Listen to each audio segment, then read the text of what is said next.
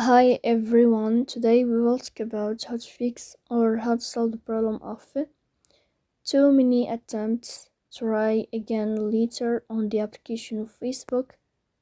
You will go to settings. In this page you will go to apps, default apps, app settings. In this list you will scrolling down until you find here this window of Facebook. Then this page of app info, you will click on first stop and you can click OK. Here you will enter to the window of storage. Then you can click on clear cache. But pay attention, don't click clear data because that can delete your account. So please don't forget to support us, bell icon, subscribe. See you next time.